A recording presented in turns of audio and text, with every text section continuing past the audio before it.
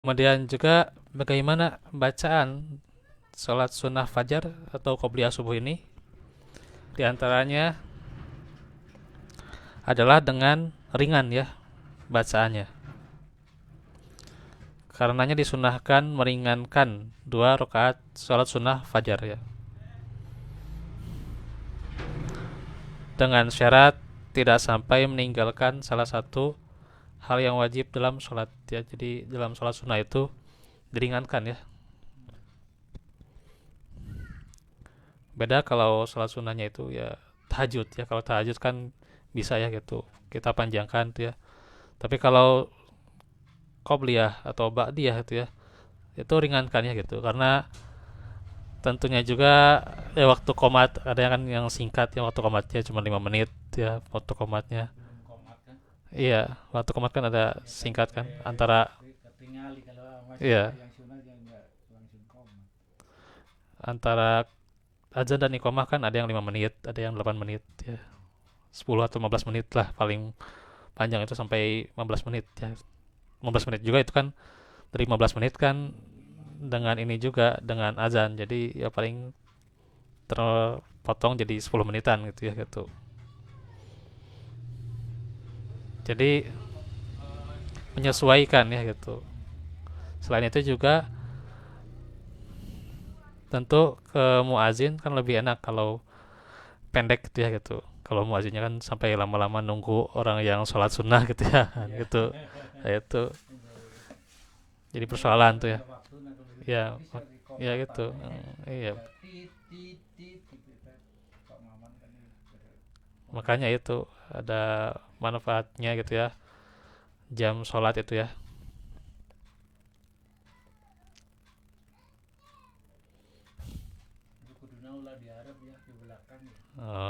Ya nggak apa-apa. Jam sholat ya diposisikan aja. Lebih enaknya di mana gitu. Hmm.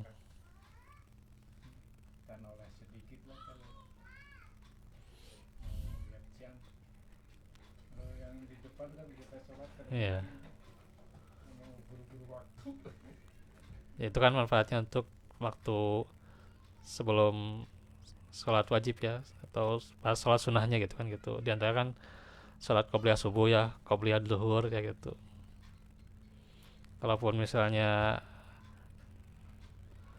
juga terkadang bukan hanya itu ya, ya buat orang yang misalnya ke WC kan jadi enak gitu ya kalau pas-pasan dia tentunya jadi makmum ya. Jadi makmum itu tidak ketinggalan takbir ya gitu. Nah itu.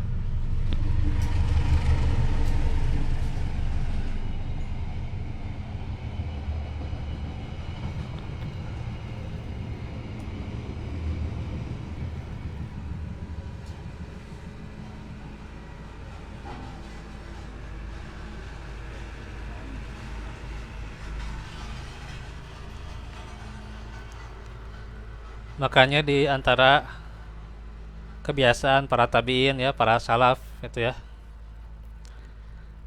Itu ketika imam itu ya bertakbir, mereka tidak ketinggalan ya. Mereka tidak ketinggalan takbir ya. Tidak ketinggalan takbir ya maksudnya takbiratul ihram ya selama 40 hari itu ya. So gitu kalau bisa tuh ya. Kalau bisa ya seumur hidup sekali tidak ketinggalan takbiratul ihram tuh ya gitu. Kalau bisa ya. Di setiap sholat ya, di setiap sholat berjamaah ya gitu. Jangan pernah absen tuh ya gitu. Kalau bisa tuh ya. Itu kan meraih ampunan ya gitu. Kemudian juga dijauhkan dari sifat kemunafikan ya. Gitu. Ya Allah alam. Saya mah keutamaan di sini kan bacanya dari riwayat-riwayat yang sahih itu ya gitu. Nggak tahu itu. Yang salat Jumat 40 kali keutamanya nggak tahu itu mah. Yang saya baca mah yang sahih aja yang sahih gitu ya, yang tidak lemah gitu ya. Apalagi yang maudhu ya jangan gitu ya. Jadi diringankan ya, diringankan sholat sunnah fajar itu ya. Kalau mau baca surat yang panjang di sholat tahajud, jangan di sholat sholat rawatib ya gitu. Ini kan kadang di kita masih ada yang suka baca sholat panjang panjang tuh ya, yang sholat sunnahnya tuh ya, ya sholat sunnahnya gitu ya, masih panjang-panjang baca apa gitu ya, baca surat Al-Baqarah atau Al-Imran gitu ya, gitu, atau surat apa gitu ya, gitu kan harusnya diringankan ya, diringankan ya. Heeh. Kalaupun misalnya mau baca yang panjang ya baca setengah halaman, jangan satu halaman gitu ya, gitu gitu. Iya, nah itu. Hmm. Dari Ibnu Umar radhiyallahu anhuma berkata, Hafsah mengabarkan kepadaku Rasulullah SAW, jika mendengar muazin mengumandangkan adzan subuh dan subuh telah nampak, maka beliau melakukan sholat 2 rakaat ringan sebelum ditegakkan sholat. Jadi sholat yang rakaatnya apa? Ringan ya gitu, 2 rakaat ringan. Artinya nggak berat-berat, nggak harus baca surat tertentu yang panjang, nggak ya.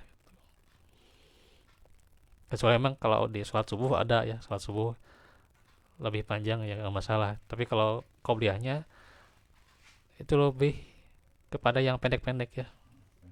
Hmm. Ya, ini sahih diriwayatkan oleh Bukhari ya. Hmm. Dari Aisyah radhiyallahu anha, ia berkata, adalah Rasulullah melakukan sholat 2 rakaat ringan antara seruan azan dan iqamah dari sholat subuh ya gitu. Nah itu, ini juga Bukhari ya. Juga dari Aisyah juga adalah Nabi meringankan 2 rakaat yang beliau lakukan sebelum sholat subuh ya. Sehingga saya katakan, apakah beliau membaca umul kitab ya gitu. Jadi seolah-olah gitu ya, tak terpikirkan membaca Al-Fatihah gitu ya gitu kan. Beliau bahkan kan ada ya Nabi juga Al-Fatihah yang versi panjangnya ada gitu ya, versi panjang, ada versi pendeknya juga gitu ya gitu. Ya, Al-Fatihah gitu ya. Hmm, iya. Kan itu Al-Fatihahnya gitu. Kan yang pendeknya mungkin di akhir-akhir ayatnya itu kan dua harokat lah gitu, matnya itu kan 2 harokat ya, madat arid lisukun ya gitu. Nah itu Alhamdulillahirabbil alamin ar-rahmanir rahim, jadi 2 harokat ya gitu, ada yang gitu kan gitu, ada yang 6 harokat ya gitu. Nah itu riwayat Bukhari dan Muslim ya. Nah kemudian juga membaca surat setelah Al-Fatihah telah sahih riwayat dari Nabi tentang bacaan surat pada 2 rakaat sunnah fajar dengan beberapa sifat. Nah ini ada beberapa bacaan ya yang biasa beliau lantunkan ya. Pertama dari Abu Hurairah radhiyallahu anhu bahwa Rasulullah membaca dalam 2 rakaat fajar Qul ya ayyuhal kafirun dan Qul huwallahu ahad ya gitu. Itu.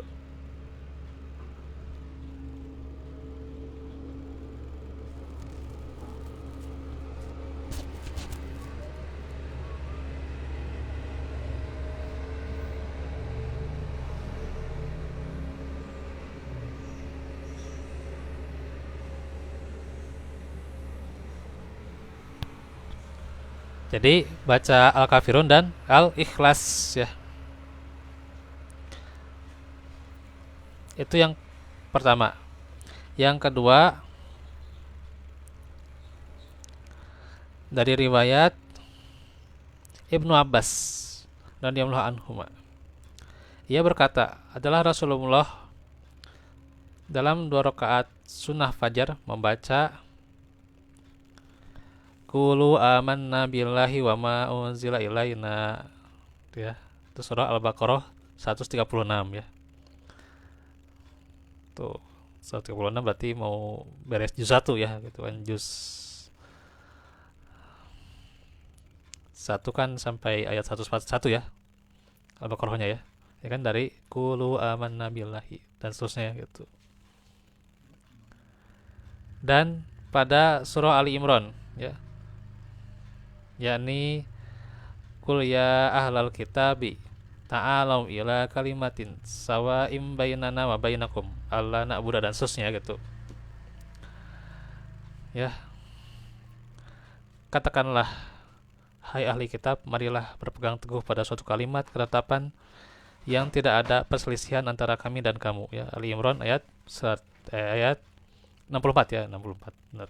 64 berarti masih di juz 3 ya, masih juz 3.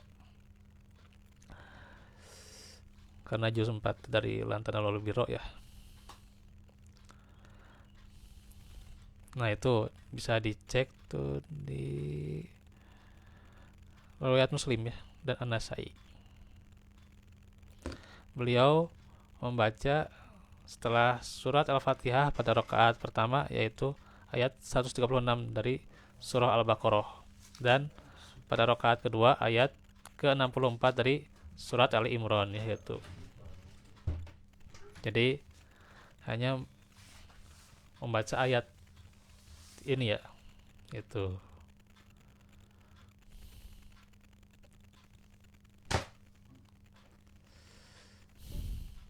Nah, dari riwayat Ibnu Abbas.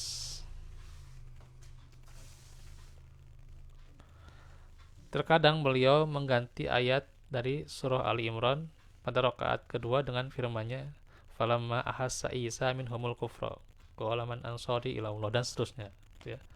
Ali Imran ayat 52 ya. Masih juz 3 nih.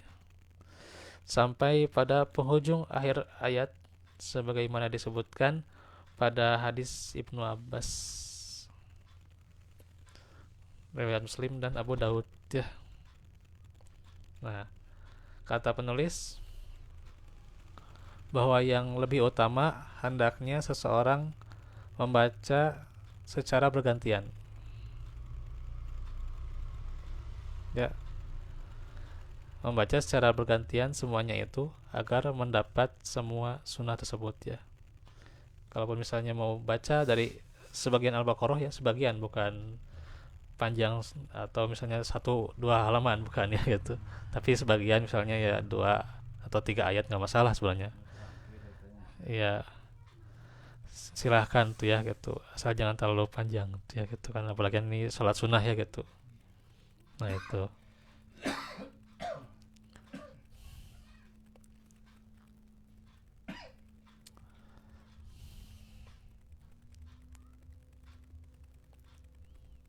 Jadi bergantian sebagaimana pada semua ibadah lainnya yang memang sahih riwayat dengan berbagai cara.